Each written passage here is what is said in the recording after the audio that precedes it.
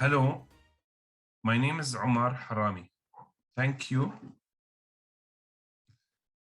I hope everybody is hearing me.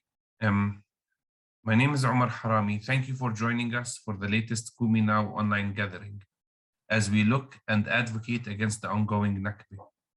An ongoing Nakba that is obvious in the ongoing attempts to kick Palestinians out of Sheikh Jarrah and obvious in the ongoing destruction of Gaza and many parts of our beloved country.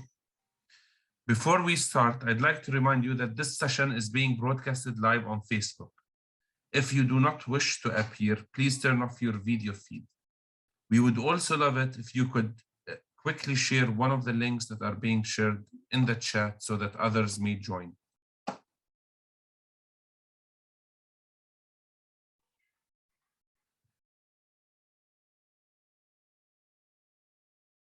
We are very happy to have Dr. Abdelfattah Abusrour, who many of you already know, as I see people sending him your regards, who is the director of Alrowwad Cultural and Arts Society.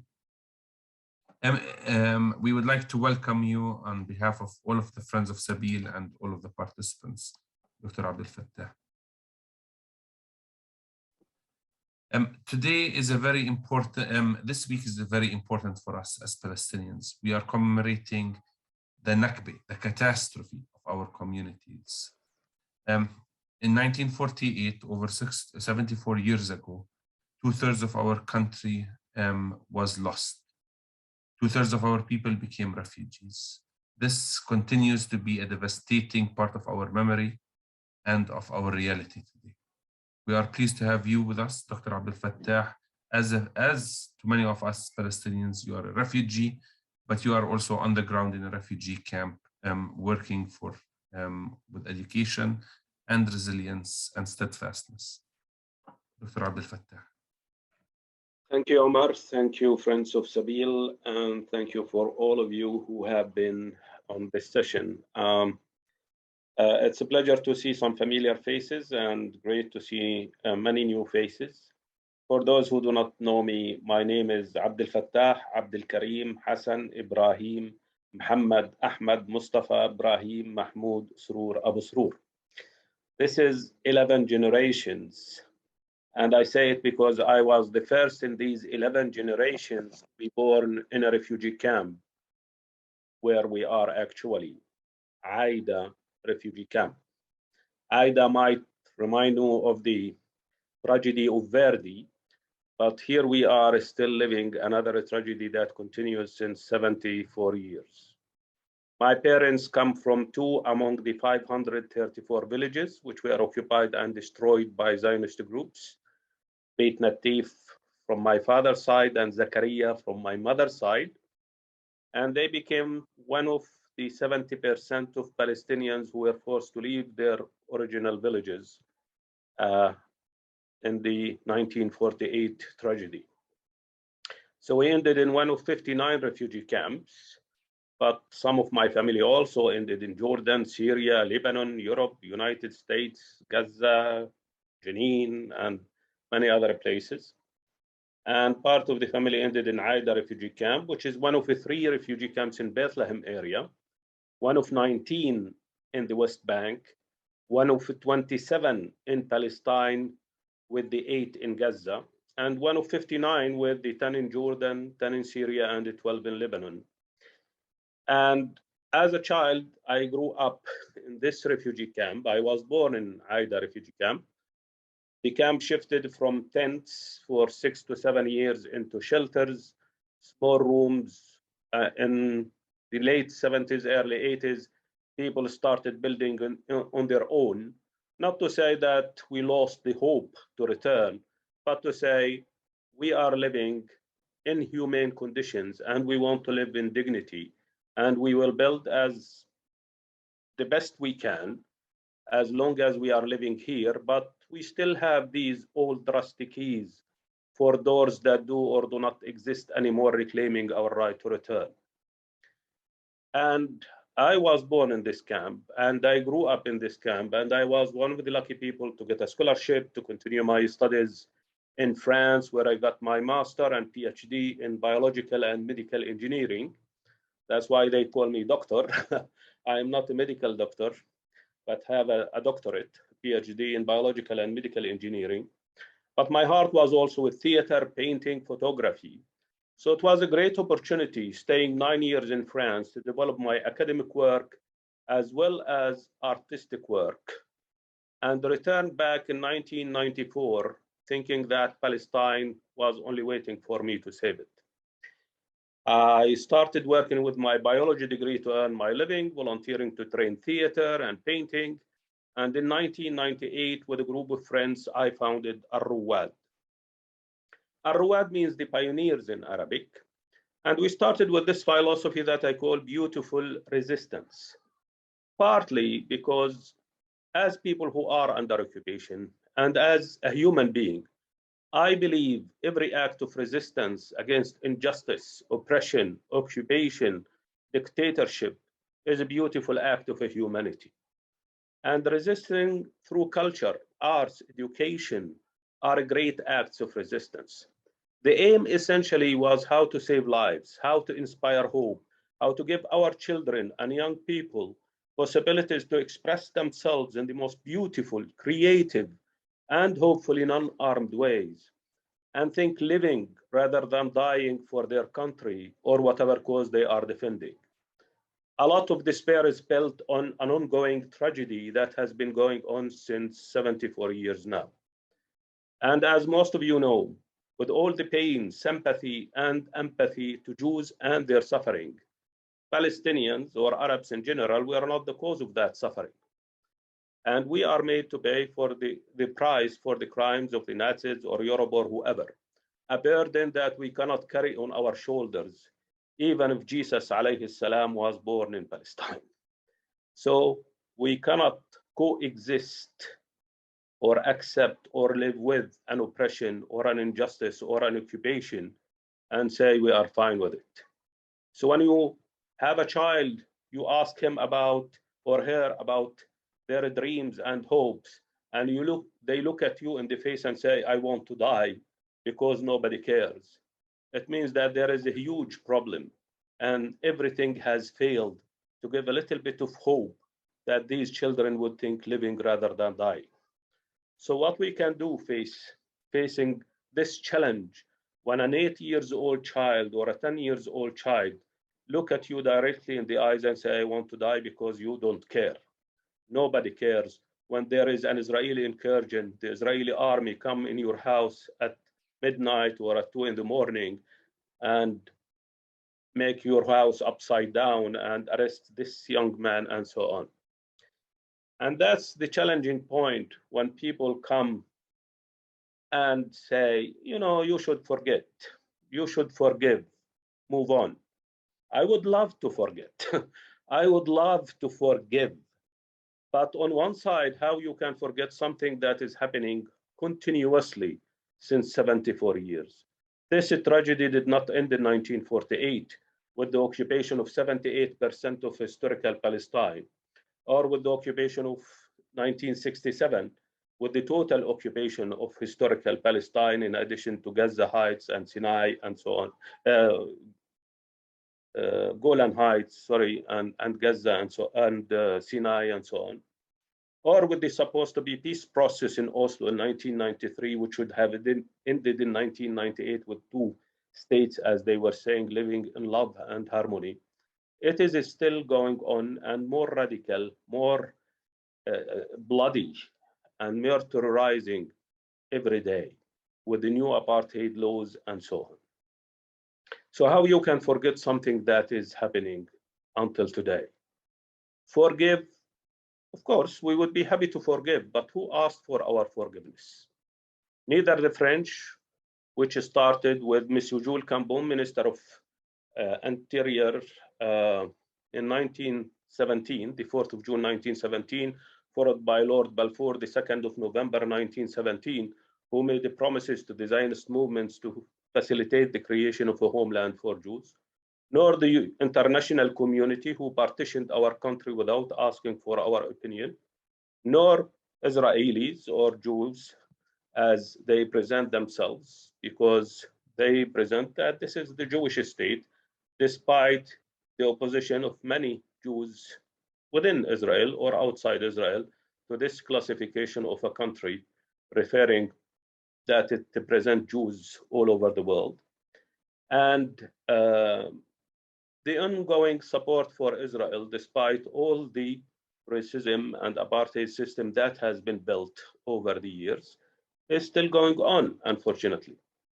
So should we forgive freely of charge and accept to coexist with this injustice and oppression and say we are fine with it? I guess it is challenging to accept that, and we refuse to do that one way or the other. We are refugees who still have these old rusty keys for doors that do or do not exist anymore, reclaiming our right to return. Moving on and forgetting that, it's not because we want to weep on our misery or just keep crying on our past, but because it is simply our right to reclaim the return to our own homes and villages and lands and so on. Many houses have been destroyed. 534 villages have been destroyed or occupied or bulldozed completely and rebuilt on. But 80% of these destroyed villages are still empty.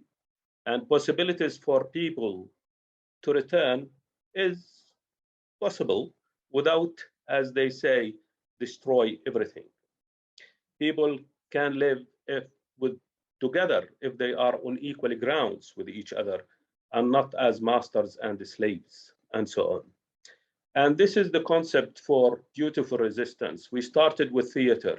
We added dance, singing, music, photography, video to give possibilities for our children to express themselves in the most beautiful, creative, and hopefully non-armed ways, and shout as loud as you want and tell their stories, their version of their stories and history. And hopefully this would be a way to build peace within themselves, to be peace builders in their community to start with, and hopefully beyond. And little by little, working with kindergartens, with schools, with parents, focusing a lot on mothers and women, because with all respect for men, I believe also it's women who change the world. So it was important to help build peace within mothers, to build it in the community, and again, hopefully beyond. Going beyond the Aida refugee camp, all over the West Bank, training trainers, connecting with other Palestinian communities, and even touring internationally with our shows in Sweden, Denmark, France, Belgium, Austria, United States of America, United Kingdom, meeting with people from different horizons, religions, ethnicities, and so on. See that we share a lot of things as human beings, and these similarities should bring us closer to each other. And see also that we have differences, and differences are the most beautiful gifts that we could have as human beings, because they are ways to enrich us and not marginalize us and make us afraid from each other. And realize also that at the end of the day, we are equally human beings. We reclaim and we defend the values that we call justice, freedom, peace, equality, love, whether we are Muslim or a Christian or Jewish or Buddhist or Hindu or atheist or whatever we are. So we have no compromises to make on these values. This is the essence of our humanity and the heritage that we should be proud to leave to our children and the generations to come. So that's why again and again, these values are not elastic. They don't change based on new facts on the ground or the dictation of this leader or that president. This is the essence of our humanity and the heritage, hopefully, we can leave to our children, to your children, and the generations to come without trying to be diplomatically correct or complicit with an injustice that is going on. So here we are 74 years later, still like begging to be recognized as an independent country while we are still under occupation. There has been a Palestinian Authority that is made accountable for a lot of things, but this Palestinian Authority has no real authority on any level because it is continuously discredited by the Israeli occupation with these frequent incursions within is supposed to be the lands, the Palestinian territories under its mandate. And when a child sees that there is an Israeli soldier in Aida camp in front of his house, what credibility remains for this authority who has no real authority on the ground? Israel occupies today 92% of historical Palestine, and the 8% remaining are permitted land where they can go, enter, do whatever they want, and leave.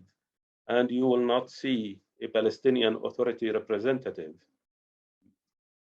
challenging them to enter or not enter even the heart of Bethlehem.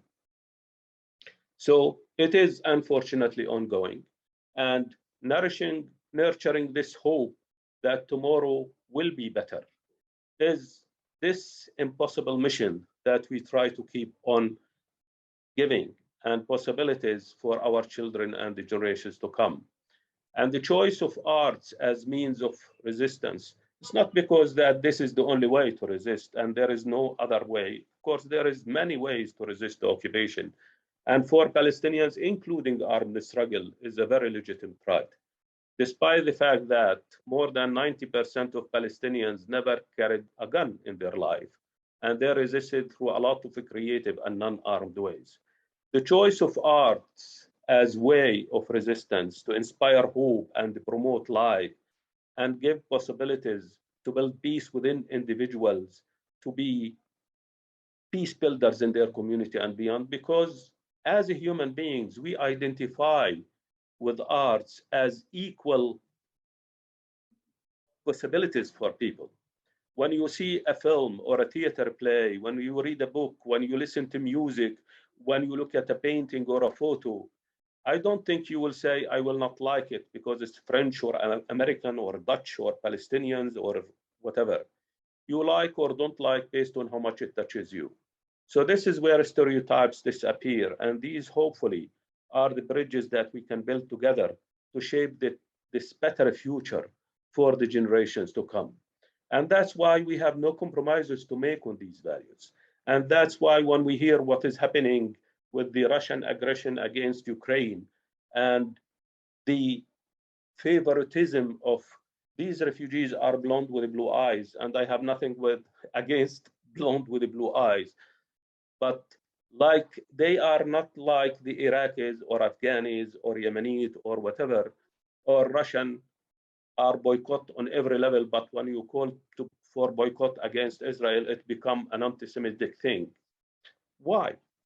Why these double standards, and how we can fight against these double standards and say that injustice is injustice, whoever does it, and against whoever it is done. And the victim is the victim, whoever they are, and from whatever culture or religion they are.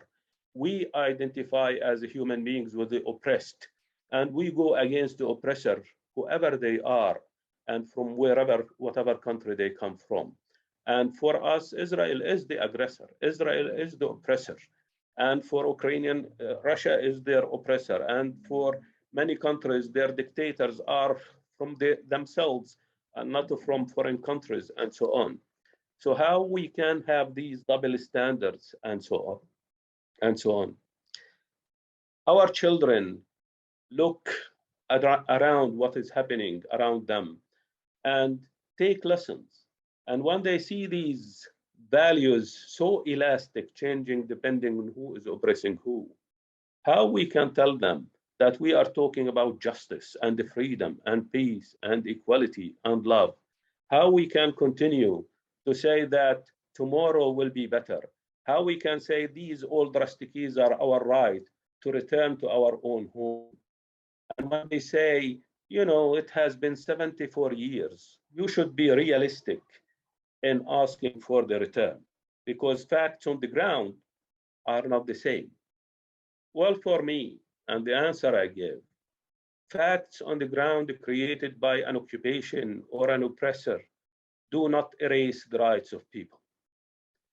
And 74 years is a short period in the history of Palestine, despite that this is the longest history of occupation in modern history.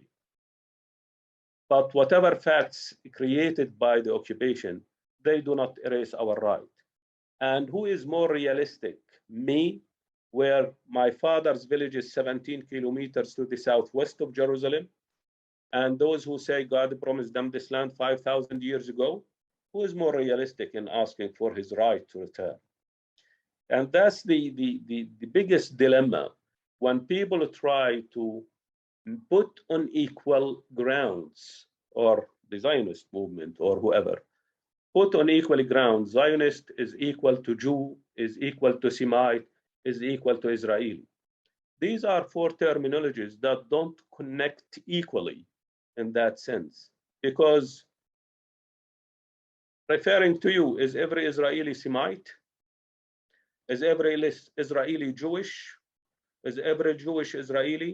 Is every Israeli Zionist? Is every Jew Zionist? Is every Zionist Jewish?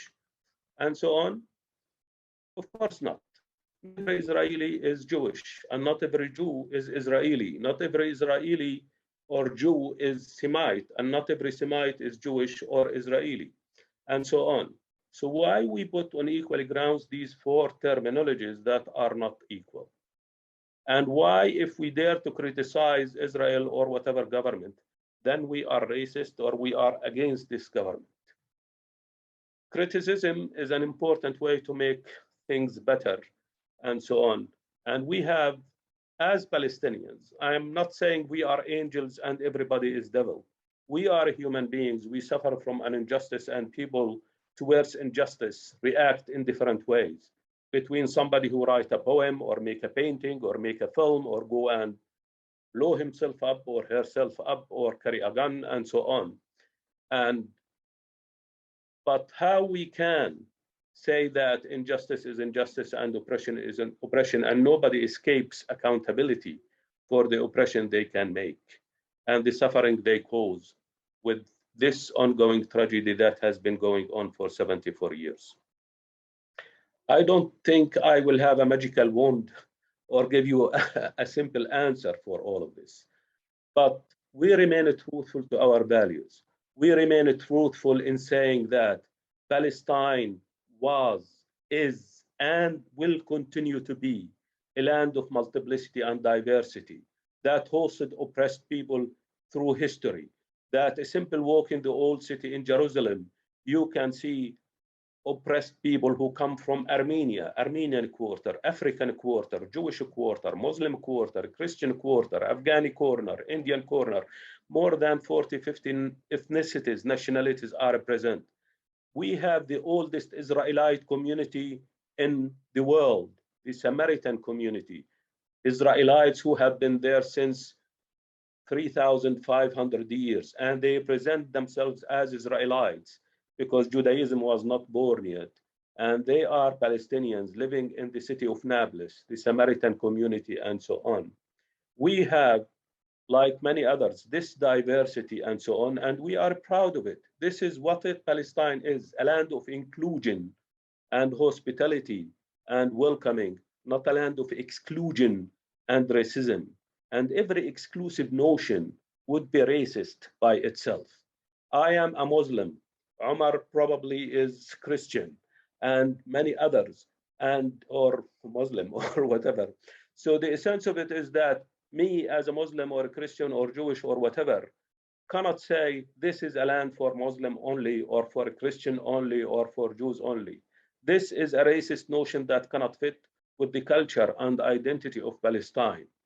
It cannot work like this. Everybody can have a claim, but nobody has the monopoly to say it's only for us and will throw everybody else to the sea. We are in a country that has suffered through history and passed from occupation to occupation, but people remain with dignity, fighting and continuing to fight against every oppression that have passed through its history. And we are here. We are the Palestinians who have been living for centuries. The 11 generations I told you about, I am the only one in these 11 generations who was not born in Beit Natif. My eldest brothers, two of my eldest brothers were born there and suffered from moving from their original village to become refugees in their own country or elsewhere, and so on. We don't forget because we have no possibility to forget on any level. We forgive.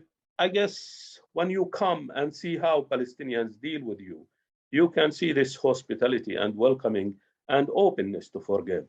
But just force us to forgive because we can't do otherwise, this would be cowardice that cannot fit with a dignified people. I'll probably stop here and leave a space for as many questions as you like. By thanking you for listening, and thanks for Friends of Sabil for this important subject and event to commemorate something that we hope never to commemorate again.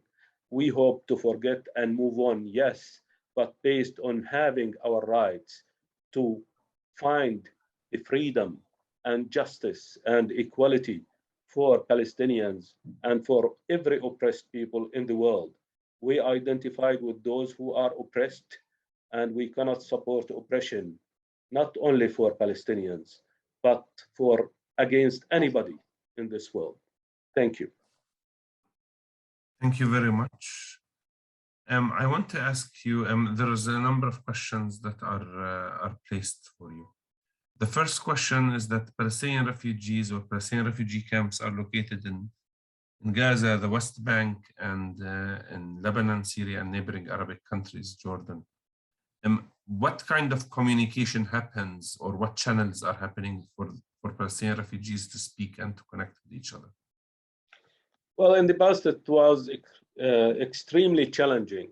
And there used to be a radio program that transmit messages from families to families, where people say, hi, my name is this, and I am living in Aida refugee camp. I am sending my salutations to my family in Mar el-Yas refugee camp or Ain al-Hilwa refugee camp in Lebanon, and so on, or the people who travel. But of course, Palestinians have not been easily accessible, didn't have real accessibility to travel in different countries through the early years of Nakba. I mean, going to Lebanon or to Syria was almost impossible until the late 80s, probably, or 90s.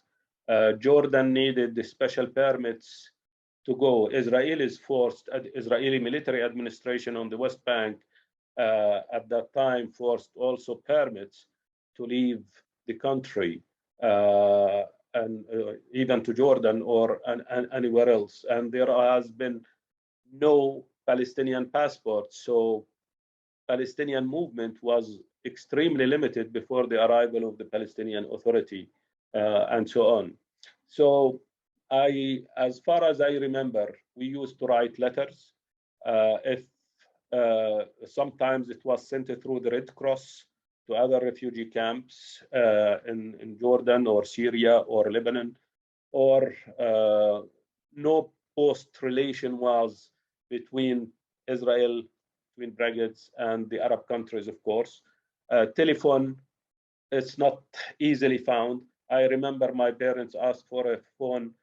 It needed a permit from the Israeli military administration. We applied in 1983 for the phone, and it arrived after the Palestinian Authority arrived in 1996 to the house. So everything was not easy to communicate with. And the only thing I remember that worked was that weekly program on the radio where the people exchange messages and sending their salutations to wherever their family members are. They are communicating with the radio to send their addresses and so on. But nowadays, there is social media. People in different committees, refugee organizations connect and coordinate activities, commemorations. They organize networks also, and they have some meetings internationally most of the time, unfortunately, because I can reach probably London more easily than I can reach Gaza or Beirut or Damascus or whatever. So it is, social media have helped hugely, despite the limitation of what Palestinians can do and all the work that Facebook or many social media try to limit accessibility of posting for some Palestinians or some Palestinian organizations. But social media have been a great support in delivering possibilities for Palestinian refugees to connect with each other and people in general, those who support the Palestinian cause and those who support the boycott, divestment, sanctions movement, and those who are like Jewish Voice for Peace or other organizations.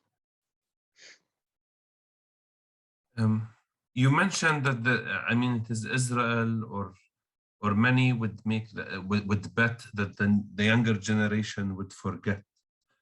How would they make this conclusion if we're living in an ongoing Nakba with home demolitions, arrests, killings, and land confiscation and occupation? I guess when Ben Gurion said that the old will die, the young will forget, he wasn't thinking that the stupidity of the Israeli governments, one after the other, will continue in this way to be uglier than before and to continue reminding us that we are still under occupation. And they have been, you have been in the funeral of Shireen Abu Akleh, Allah yarhamha. And this is another tragedy that adds to this commemoration of this Nakba killing, the voice of the truth, the voice of a journalist, the voice that shows the ugliness of occupation every day since its existence. Chasing Palestinian flags, chasing people who are carrying a coffin to bury somebody who they killed themselves and try to escape their responsibility of killing this innocent human being and marvelous journalist, Shireen Abu Akleh. So I cannot imagine anybody with conscience, with a little bit of thinking, who would continue such atrocities and think that they will forget. There has been publication by many Israeli journalists who say that Israel has lost its humanity. They have lost their truthfulness. They have lost all the values that they were talking about and pretending defending and so on. So of course, you cannot be except stupid if you are oppressing people and think you should forget that I am oppressing you. You should forget that I am oppressing you. I'm insulting you, humiliating you at every instant in your life. It cannot work. And that's why we have a generation who is more revolted, more than our generation. And they cannot be intimidated by threatening or by just shut up or go home or whatever. They are so revolted that they cannot even listen to the leadership anyway. They go in the streets, they are spontaneous, and they have a lot of anger and frustration because they see that whatever is going on, it's not helping. Whatever negotiations have been going on, they are not managing anything.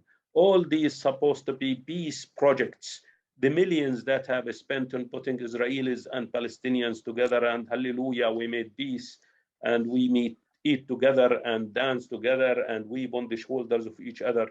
But then everybody goes back to his corner of the wall, nothing changes.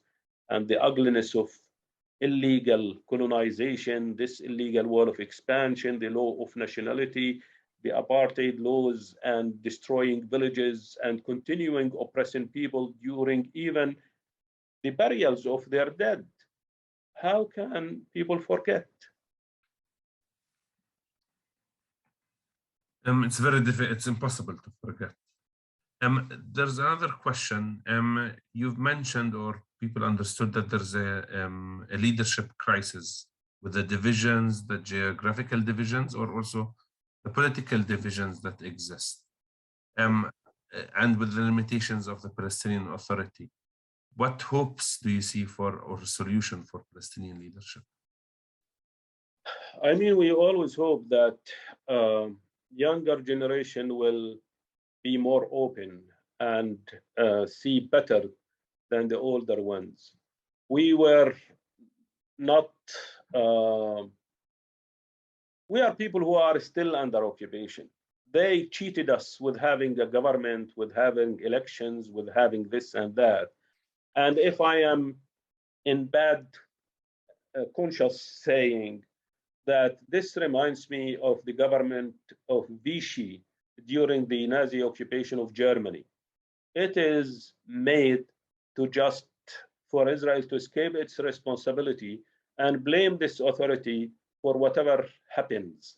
If there is somebody who explodes himself, it's the Palestinian Authority who did bad their spying and security work. We are living in Bethlehem, and you know Bethlehem is 87% Area C. It's under full Israeli control almost. And the 13% remaining of Bethlehem are permitted land, and this applies in many other governorates all over the Palestinian territories, as they call them.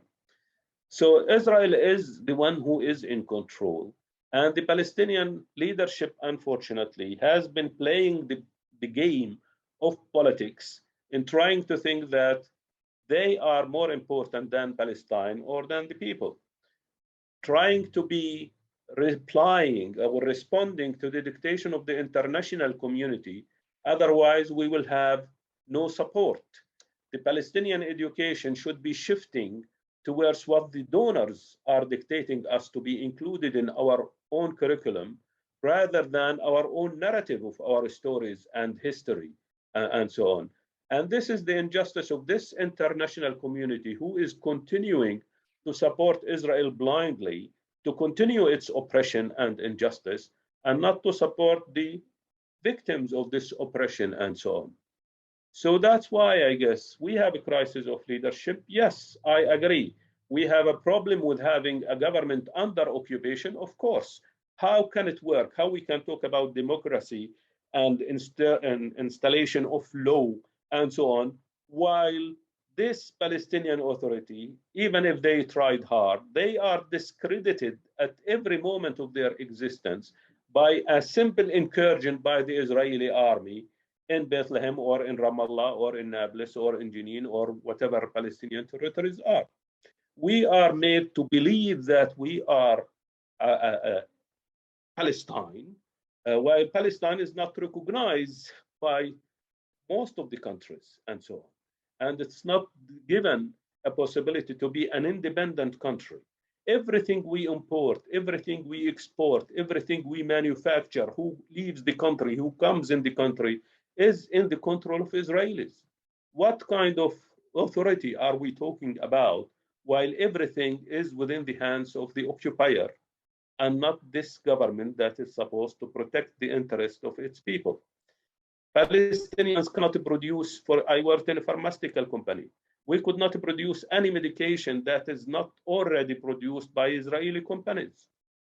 We cannot import or export whatever materials if they can, one way or the other, be used for chemical or explosive or whatever things. No Palestinian telecommunications, if they have new servers, they should wait in the port until the Israeli companies have more or better or more recent servers than the Palestinian companies to serve and so on. So that's why the problem is not only leadership, it's only the possibilities that whatever leadership comes, it will be facing these obstacles and so on. The crisis of leadership is everywhere, not only and this is not a justification, but you look over the world, who is the best, who is elected, the best or the less worse? Everywhere, in any country of the world, look on the horizon and give me a great leadership in any country in the world. But unfortunately, with this limitation of people connecting with each other, as I said, I can reach London more easy than Gaza, or sometimes more easier than Jerusalem for some people, and so on. So that's why it is very challenging to talk about leadership while we are still under occupation, and whoever is showing great leadership is almost immediately assassinated or killed or imprisoned. And this is the game that continues, unfortunately, since after the occupation. There's a question I mean, it's a common question that people who defend or speak on behalf of Palestine are asked. What should we say when what's your advice when people say there was never a Palestine? Well, I guess they can listen to Israelis themselves. I mean, there is a YouTube with Golda Meir who says, I was Palestinian. I had Palestinian passport until 1948. And then she says, there is no Palestinian people. I am Palestinian. I reclaim that I am Palestinian. My whole ancestry is Palestinian. Palestine was, is, and will continue to be in the old books, even in the poetry of Shakespeare, and so on. So whoever wants to say whatever they want. The Israel who is mentioned in the Quran or the Old Testament is the prophet Jacob alayhi salam. That's the name Israel comes from. And so if they want to say there was never Palestine, I mean, we have currency with Palestine on top. We have passports with Palestine on top. We have a lot of things that testifies that there was, is, and will continue to be Palestine and Palestinians. So the calling or throwing things as facts does not mean that they are facts. And the whole narrative of the Zionism is based on the falsification of history. When they treat us as terrorists, who invented terrorism in Palestine? Who was bombing buses and exploding buildings in the 30s and 40s? Who exploded King David Hotel and buses? Who massacred villages? Who created this kind of terrorism in our area of the world? Was it before Palestinians have exploded buses and bombed buildings and did all of these atrocities before the Haganah and the Stern and Jablonski and all these terrorist groups that form what became Israel today?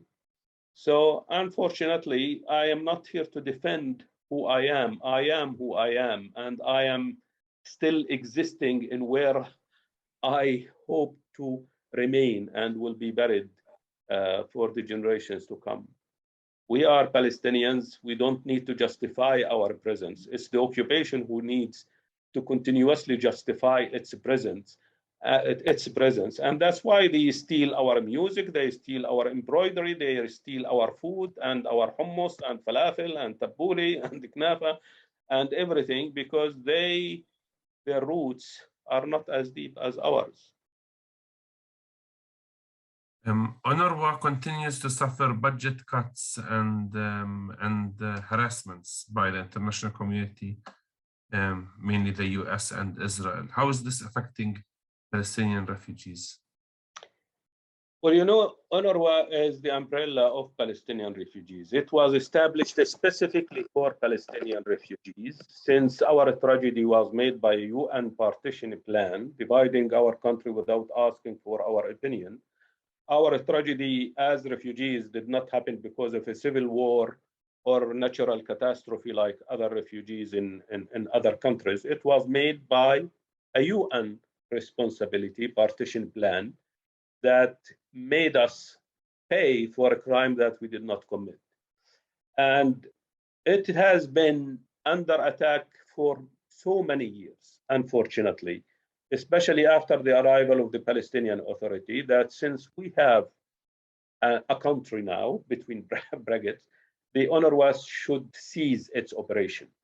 As refugees, of course, the responsibility is still going on because we are still in refugee camps. We did not return to our own homes and villages. We were not granted that right. We did not even been recognized by Israel to have that legitimate right to resist, and nor the international community has made any pressure for Israel to recognize the international law and UN resolutions that made it to start with. So it has been under attack, and every reduction in the services of Honoraway is also because of reduction of support for Honoraway operations within the West Bank and Gaza, unfortunately, and eastern part of Jerusalem. So the services have been reduced hugely. I remember when I was a child, there was medical coverage, almost 70% of the cost.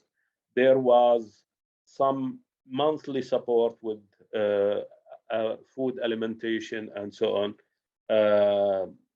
Better health system, better education system, and so on. But it has been shrinking. Services, employment, it's works and relief and works agency for Palestinian refugees. So the services and work possibilities have been reduced hugely. There has been programs like job creation. People are working for 3 months and then move on. And these are the needy family. Most the needy family are those who have 6 members or more without an income. The support that is given for the social cases is like 40 shekels, which is like $12 per month per individual. 40 shekels per month per individual, which is ridiculous. I mean, it doesn't give you a meal to eat at the end of the day. So that's why there has been a huge reduction of services, and it influences it. But the biggest problem is also that it is made neutral, as if, okay, you are just observers. You can document whatever is happening and send your reports, but there is no interference in what is happening. And this is a tragic, since the UN was responsible for this tragedy with the partition plan. So they should carry the responsibility, and they should play the role of protecting the Palestinian refugees when there is an incursion by the Israeli army. If you have seen Aida Camp School, like a Gruyere, the French or Swiss cheese, full of holes by the impact of Israeli bullets during the second Intifada, especially between 2001 to 2003. And the bullets have passed from 3 different walls, passed from one classroom to the other, and so on. And at certain times, children were in these schools. The UN flag, the UN logo was impacted by these bullets and so on. What happened? Who was made accountable for this attack on the UN institution in a refugee camp like Aida and so on, and many others? So unfortunately, Israel have escaped each accountability. And none of those countries who are talking about the human rights and justice and Israel should do this and Israel should do that have made Israel accountable. In fact, it is continuously encouraged that Israel has the right to defend itself. Okay, Israel has the right to defend itself. Do Palestinians have the right to defend themselves or not? Do oppressed people have the right to resist the oppression or not? Do they UN resolution apply for them as well, that they have every legitimate right to resist by all means, not only by flowers and songs and so on. So this is the double standards that continues, unfortunately.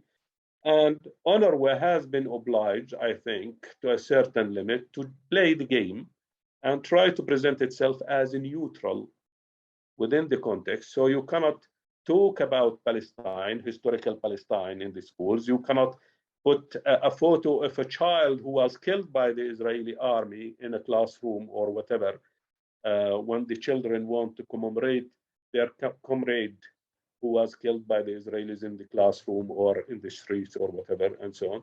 So you have not to present anything about Palestinian history that counter the Israeli narrative and so on.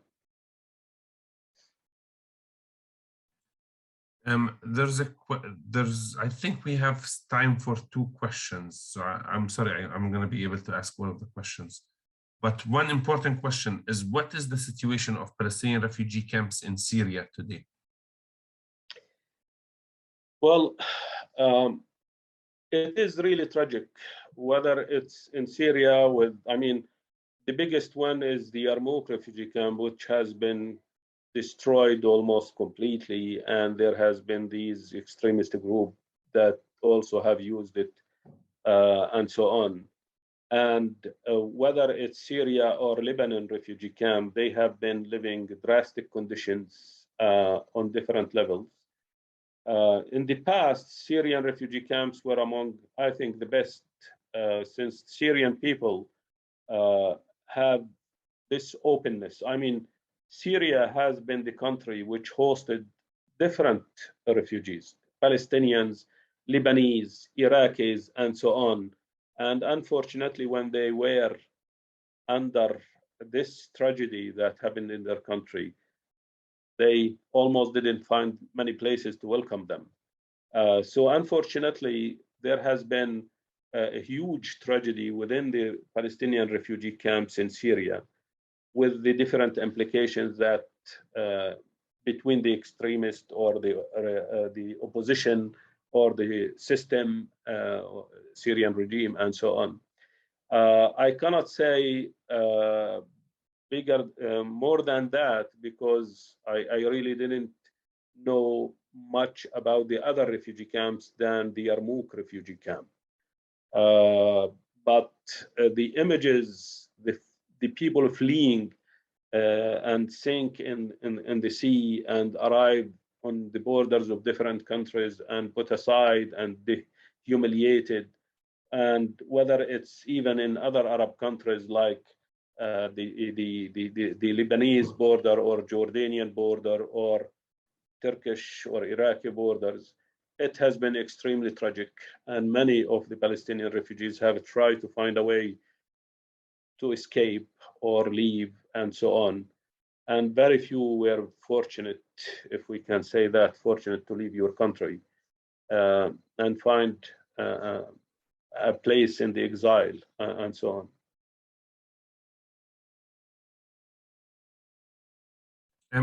The final question is, can you tell us an update on what work you're doing, programs at Alrowwad Center, especially with young people? Yeah. Alrowwad started with theater because I believe theater is one of the most amazing, powerful, civilized, truthful, and non-politically correct ways to express yourself. Shout as loud as you want, and hopefully build the peace within and think living rather than dying for your country or whatever cause they are defending.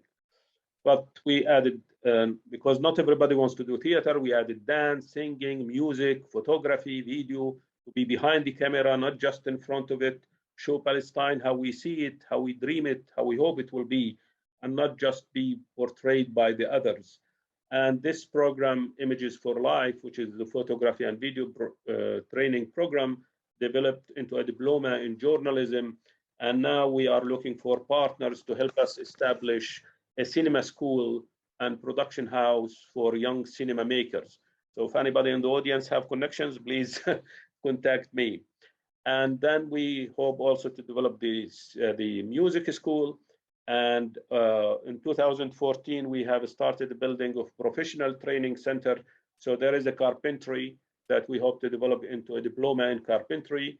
We made a guest house or a hotel kind of on 2 floors that we hope also to connect with a Palestinian university to make a diploma in hotel management and the restaurant cuisine that we used especially during the COVID years between 2020 to this year, that every Ramadan we have been cooking meals, packaging them and delivering them to homes. And in 2020, we delivered 11,500 meals. In 2021, we delivered 17,000 meals. And this year, we did around 20,150 meals, other than food packages, other than about 500 outfit for children for the Eid and so on. And this was diffused Muslim and Christian alike within Aida camp and the neighborhood in Bethlehem.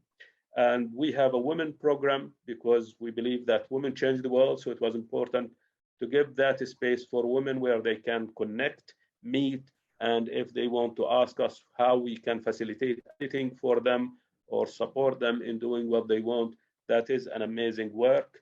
So there is different programs that support the women program, the professional training with what I said, and then there is the health and environment program with awareness, workshops, free medical days, greenhouses in the roofs of some of the houses, and so on. So we try to respond to the needs of the community by whatever way that give a space for people to find that way to build their peace within and be peace builders in their community and beyond. But all the help that is given, even this humanitarian relief work responding to the needs of the community, it always becomes something that help respond to the needs of the community. With money, without money, we do it. When money comes, we expand. When money don't, we may shrink a little bit. But this is a program-oriented Alrowwad and not project-oriented. So projects come and go, but the work continues despite this. And with or without money, we do it was a way to say that Palestine is a political cause and not a humanitarian cause. We do not need charity in its passive or negative format that people come and throw some crumbs on the table and say, we have helped these poor, miserable people to remain miserable for the rest of their lives. We want you as partners, help us build infrastructures, create jobs, help people keep their dignity and be proud of what we achieve together.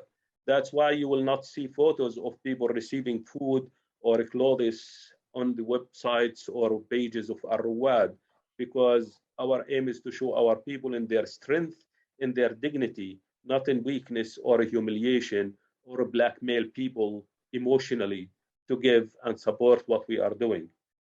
We do what we have to do, and we need partners who can be proud of what we achieve together, not to weep on our misery and make us living this humiliation all the time or remind us of this humiliation all the time.